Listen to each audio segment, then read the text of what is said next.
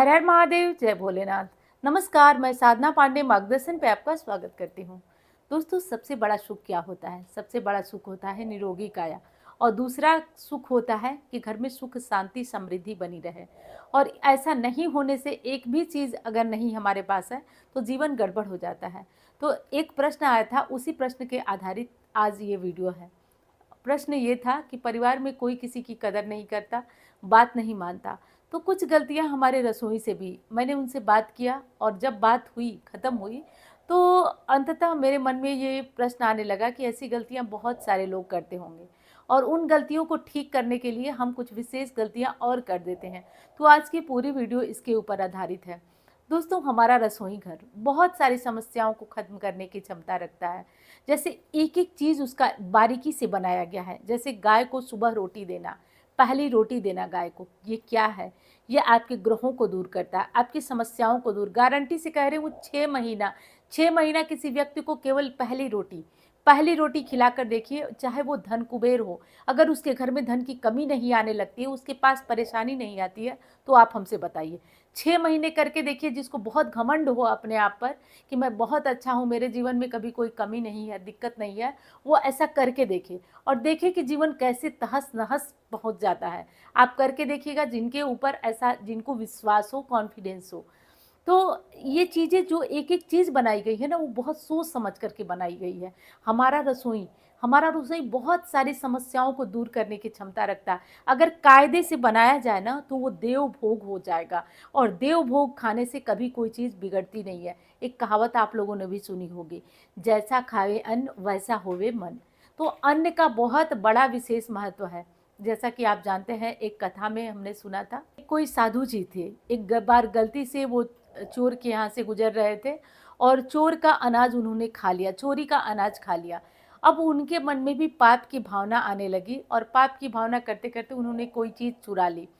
और चुरा करके जब अंत में उनको राजा के दरबार में पेश किया गया, तो उन्होंने बताया कि उस रात मैं जो है चोरी का अन्न गलती से भूलवश खाया हुआ था, इस कारण मेरे मन में पाप दर्ज गया और उस पाप के चलते मैंने चोरी की।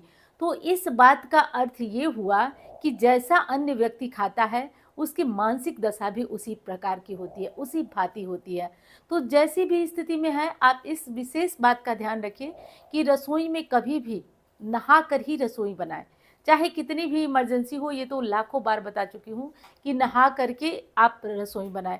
क्योंकि तामसी प्रवृत्तियाँ हमारे अंदर होती हैं, कुछ चीज़ें तामस पैदा करती हैं। रात को सो के उठने के बाद तामस रहता है शरीर में, और उसी शरीर से, उसी कपड़े के साथ अगर हम जाकर भोजन बनाते हैं, तो उसका प्रभाव हमारे भोजन में बिना बात लड़ाई झगड़े हो जाएंगे। तो आप बताइए, कौन किसी की कदर करेगा? जब झगड़े होंगे, लड़ाई होंगे, तो बड़ा हो छोटा हो, सब एक दूसरे के ऊपर जो है गर्म होने लगेंगे और समस्याएं बढ़ती जाएंगी। तो इसलिए आप हर स्थिति में समझिए कि आपको नहा कर ही अपने रसोई को बनाना है। बहुत जल्दीबाजी है, आप लीजिए 2 मग ही पानी ले लीजिए और उसी से नहाइए, लेकिन करिए ज़रूर। बाद में दोपहर में आप आराम से नहाइए, लेकिन नहाकर भोजन बनाइए। तो पहली गलती तो ये रसोई में हमें नहीं करना है। और दूसरी गलती हम क्या कर देते हैं, बात करते करते खाना बनाना। देखिए, ये चीज़ बहुत बड़ी है, आप करके देखिएगा। हर चीज़ को, मुझे तो जिस चीज़ पे डाउट होता है, मैं करके ही देख लेती हूँ। आप जिस दिन गुस्से में भोजन बनाएंगी, वो भोजन भोजन नहीं होता है, वो विष के समान हो जाता है। और ऐसा विष जो आपके शरीर को धीरे धीरे खोखला करेगा, आपके परिवार को धीरे धीरे खोखला करेगा, आपके मन को धीरे धीरे खोखला करेगा। तो जब आप भोजन बना रहे हैं, एक काम करिए।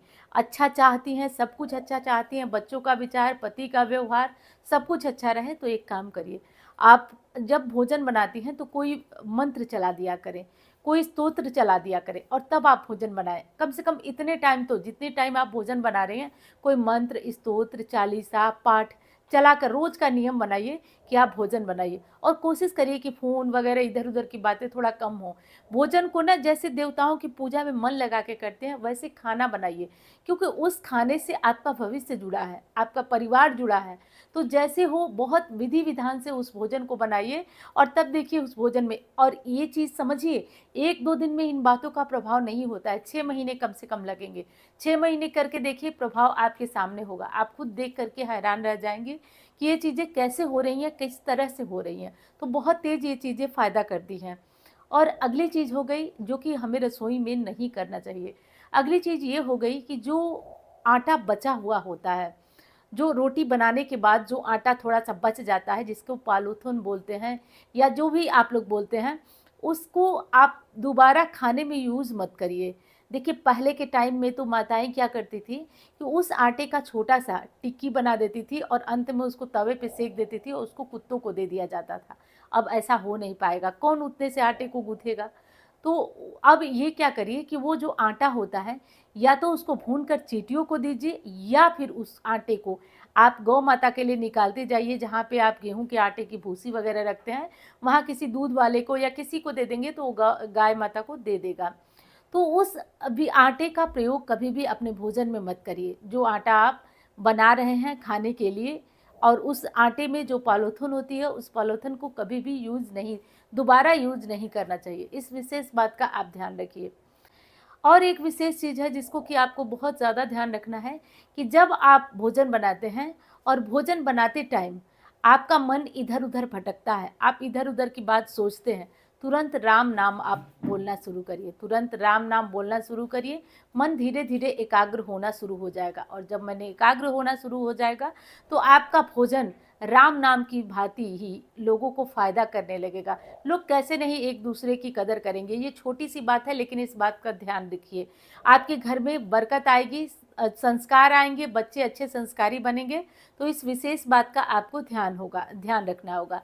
अगली चीज़ है कि जब भोजन बन जाए तो कभी भी अधपका भोजन, जैसे कि आधा पका हुआ है, किसी को जल्दी जाना है, अधपका भोजन या खाना अभी बन ही रहा है, बर्नर पे चल रहा है और तुरंत उसमें से निकाल के देना या गैस पे रखा हुआ भोजन निकाल के देना, ये सब गलती होती है।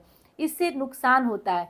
लोग कहते हैं, पहले के टाइम में तो लोग कहते थे इसको कि चढ़ते चूल्हा नहीं खाना चाहिए। चढ़ते चूल्हे खाने से नुकसान होता है और व्यक्ति को परेशानियों का सामना करना पड़ता है। नाना भांति की परेशानियां व्यक्ति को आती हैं। तो चढ़ते चूल्हे खाने से एक तो माना जाता है कि व्यक्ति का जो ऊपर की तरफ उत्साह होता है वो नीचे की तरफ आ जाता है। तो इस विशेष बात का ध्यान रखिए, कभी भी अधपका भोजन या गैस पे रखा हुआ भोजन किसी को नहीं परोसना चाहिए। हमेशा भोजन पक जाए उसको नीचे गैस से उतारिए और तब जाकर के उसको जिसको देना है उसको दीजिए। अगली चीज़ कि हमेशा अपने भोजन को 3 लोगों को दीजिए, जो आपको हमेशा कहती हूँ। गाय को, कुत्ते को और कौवों को, ये 3 को भोजन निकालिए और हो सके तो थोड़ा-सा आटा भून के रख लीजिए और समय-समय पर चींटियों को देते रहिए। अगर ऐसा भी कर लेते हैं तो आपके जीवन से बहुत सारी, मैं ऐसा तो नहीं कहूँगी कि 100%, लेकिन इतना तो होगा कि ऐसा करते रहेंगे तो आपके जीवन से बहुत सारी परेशानियाँ स्वतः ही दूर रहेंगी। तो एक और ज़रूरी सूचना देना है आप लोगों को। जैसे कि मैं आप लोगों को शुरू से ही बता देती हूँ कि कई हमारे बच्चे, जब मैं कुंडली देखती थी तो बहुत कमज़ोर थे। लोगों ने कहा कि इसका कुछ उपाय करिए, कुछ बताइए। तो जैसा कि मैं भी ट्राई करती रहती हूँ, गुरुदेव का दिया हुआ आशीर्वाद है, तो मैंने ट्राई किया, कई लोगों को खुद से बनाया और बना करके और गुप्त नवरात्रि में लोगों को दिव्य सरस्वती कवच दिया। चूँकि बसंत पंचमी नहीं थी लेकिन लोग परेशान थे तो दिव्य सरस्वती कवच बना करके दिया और भगवान की कृपा से वो इतना तेज असर किया, इतना चमत्कारी असर किया, फिर मेरा कॉन्फिडेंस बढ़ता गया। फिर मैं बनाने लगी और काफ़ी लोगों को दे चुकी हूँ मैं, और उनके रिस्पांस बहुत अच्छे आए। कई लोग, मतलब 3 बच्चे तो ऐसे थे जो बोलते नहीं थे और बोलना शुरू कर दिए, उनकी वाणी मतलब हकला कर आती थी, स्पष्ट हो गई, तो विश्वास बढ़ता गया।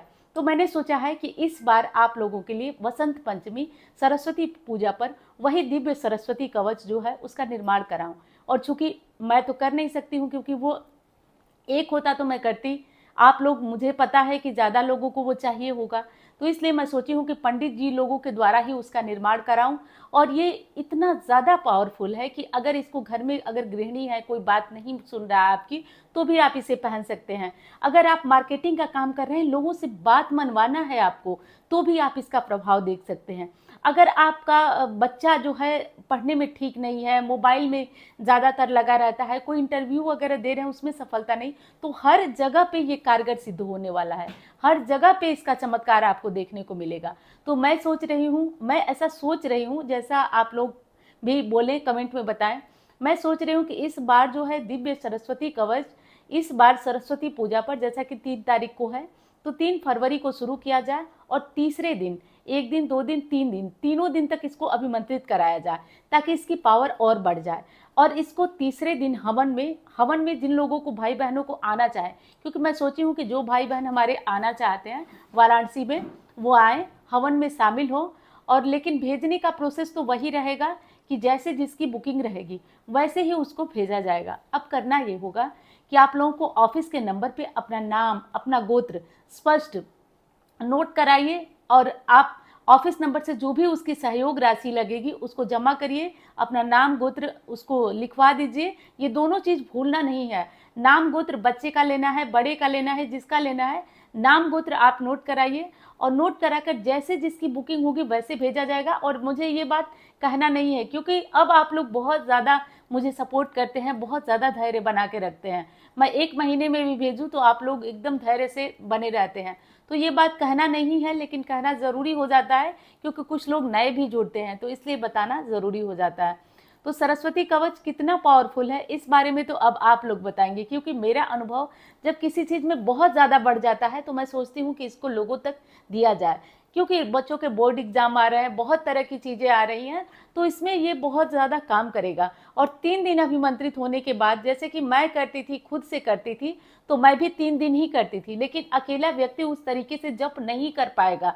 इसलिए मैंने सोचा है कि पंडित जी लोग, कई पंडित जी लोग रहेंगे, इसको अभिमंत्रित कराया जाए और इसको ज़्यादा मात्रा में और ज़्यादा मात्रा में जप करा दिया जाए ताकि ये और पावरफुल हो जाए।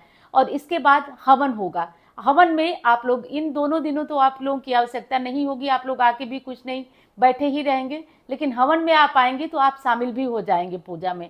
तो हवन में आना चाहें तो वाराणसी में स्वागत है आपका, बिल्कुल आइए। बाकी सरस्वती माता की कृपा से मैं उम्मीद करती हूँ कि ये हमारा जो लोगों के तक पहुँचाने का सरस्वती कवच जो वीणा उठाया है वो हो पाता है या नहीं, ये तो प्रभु की मर्जी। लेकिन आप लोगों को यदि चाहिए तो आप इसका जो केवल और केवल एक ही नंबर है हमारा, ऑफिस नंबर पर ही नोट कराइएगा और कहीं नोट नहीं होगा। तो चलिए, अब यही ज़रूरी जानकारी देना है। मिलती हूँ अब अन्य वीडियो में। धन्यवाद।